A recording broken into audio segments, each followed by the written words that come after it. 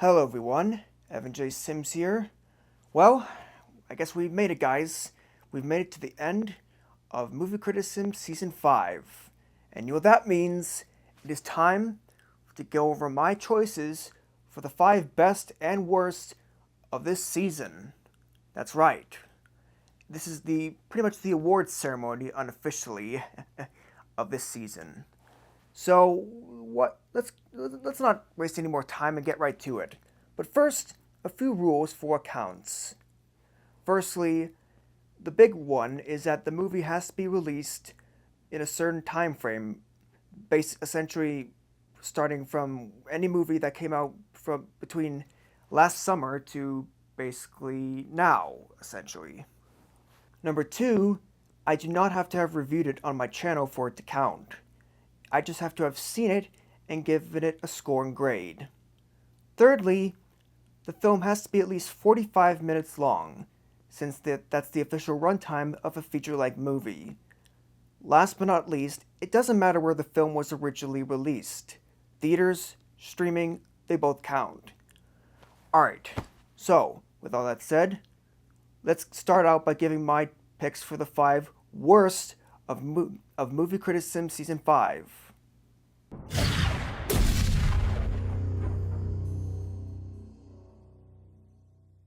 Starting out this worst list is actually not at all a bad movie at all. It's actually a pretty decent movie, and that is Transformers 1. Oh, wait, hold on. That's better.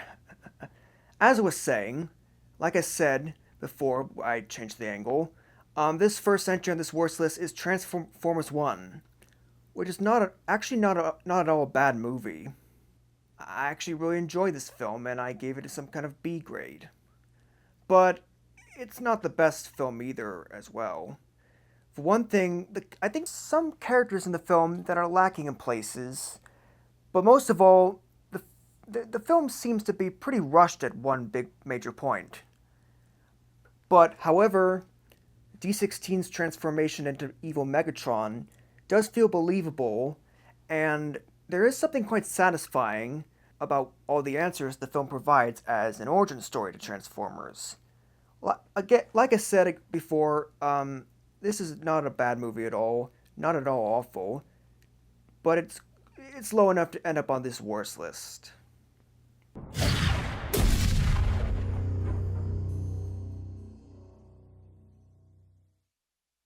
Now we have Better Man, which, much like Transformers 1, is also not a bad movie by any stretch of the word.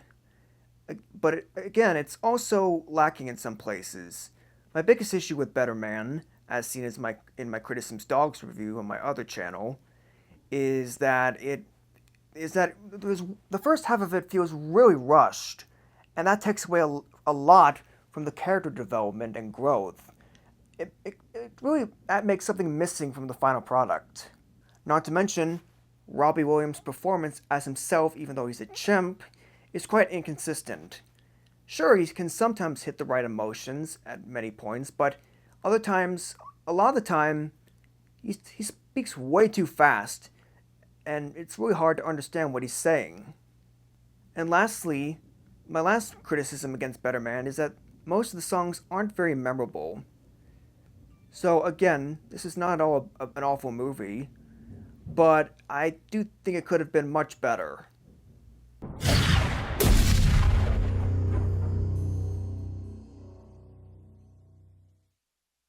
Now, these next 3 worst list entries, unlike the previous 2 I just said, are actually rotten scores that would be considered rotten on Rotten Tomatoes. For this bronze medal of bad spot, we got Moana 2. This is one heck of a poor follow-up to the first movie, and I can kind of see why many critics call it clearly a Disney Plus TV series squished into one feature-length movie. There is something quite inconsistent about every story thread woven throughout the film. Nothing seems to be that cohesive. Not to mention, pretty much all the songs, or at least most of them, feel like much less inspired and impactful recreations of the original movie's songs. Moana 2 is clearly showing Disney's clear desperation after their previous two box office failures from the last two Disney anime movies. And I wish they could do better.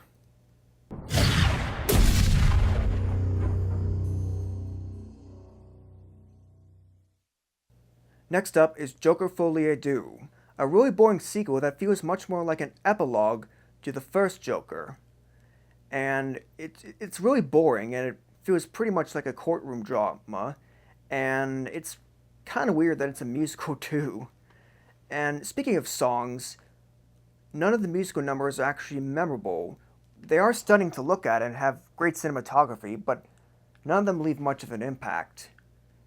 This movie's only saving grace has to be Harley Quinn and her romance with the Joker, aka Arthur Fleck. And there is something kind of fascinating about Harley and herself. You know, my dad really didn't like this movie, and he finds any movie awful. So it's no surprise that this movie is high up on my bad list.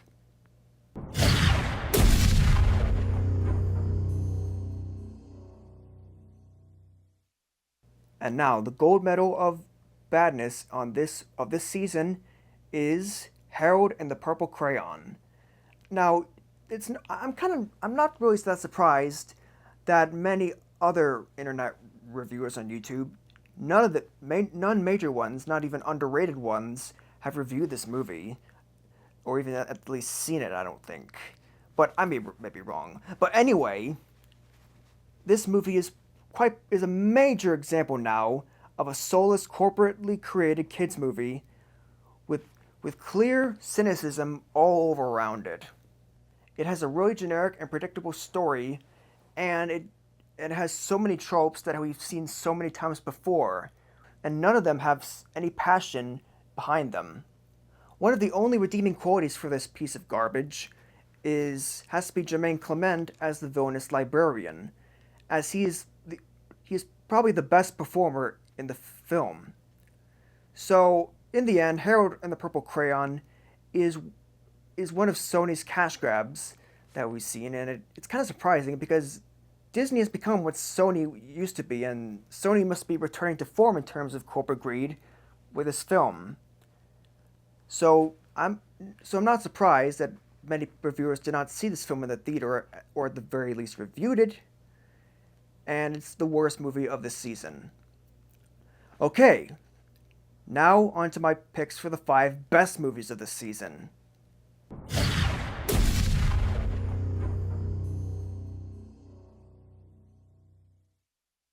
This first entry on my best list of this season is actually a pretty surprising one for anyone who's new to my channel and knows movie internet critics. But at the same time, it does warrant it on its place for those who have seen my review of it, and that is Beetlejuice. This is a vast improvement, in my opinion, over the somewhat underwhelming original. To me, it does a far superior job of utilizing its title character, and it actually has a real-world storyline that is actually easy to engage with, so that we can actually feel invested in something before even going into the demon realm. Sure, its final act does get pretty messy by the end, but still, this is probably a rare sequel, in my opinion, that is superior to its original.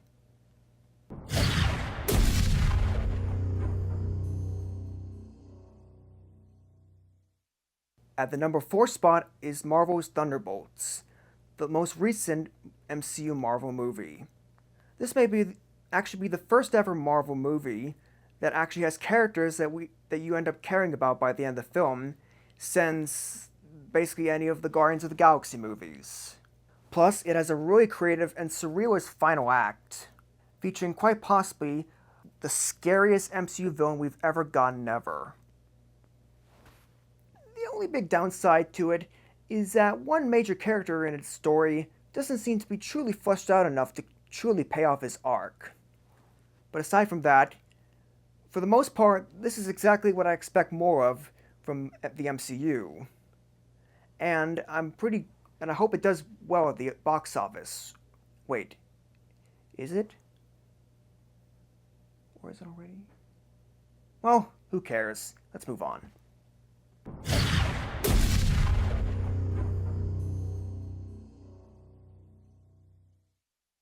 Now we have DreamWorks' The Wild Robot. Now, just to let you know, I do get why this film was highly acclaimed by critics, but I do think it's a bit overrated. Not too overrated, but just a little. I actually don't, so much so that I actually don't mind it not winning the Oscar or any award for Best Animated Feature Film for last year. So why is that? Well, starting with the pros, I'll get to the negatives in a second, but starting with the pros, the film has very likable characters and gorgeous animation. Plus, it has a pretty decent story of parenting and letting go. However, to me, there's something a little missing from the final product. Because there's something missing in terms of emotional weight, and I wish that the film would have been better if it pushed its emotional tension just a bit further. But still, I don't think this is at all a bad movie by any stretch of the words. Not even close to mediocre. It's good, but not that good.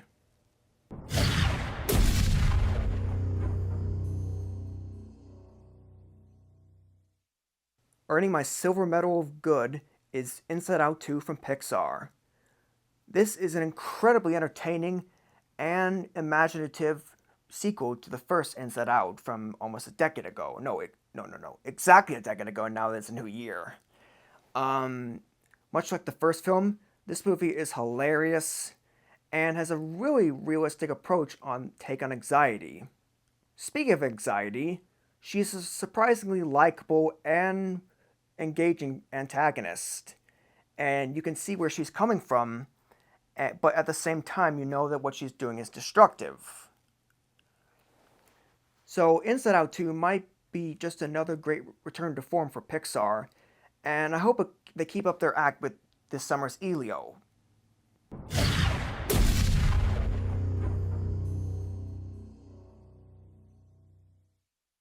And finally, we get to the first place spot, the gold medal of best this season, and that is Wicked.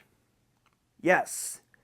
Just to let you know, this movie could have easily phoned in its story and production design and gave us to make a quick buck out of nostalgia, but instead, this film soars in its execution. It has an incredibly believable and sincere friendship between the two main characters, and actually has a surprisingly engaging storyline that is easy to follow and get invested in. The musical numbers are excellent and very, very memorable and full of emotion. Best of all, though, this film does an excellent job, and probably the first time in a long while that something actually got me excited for the sequel. Wicked is an excellent movie that totally deserves its praise, and it's the movie that put the most impact on me this season, which is why it's the best film, my favorite movie of Movie Criticisms Season 5.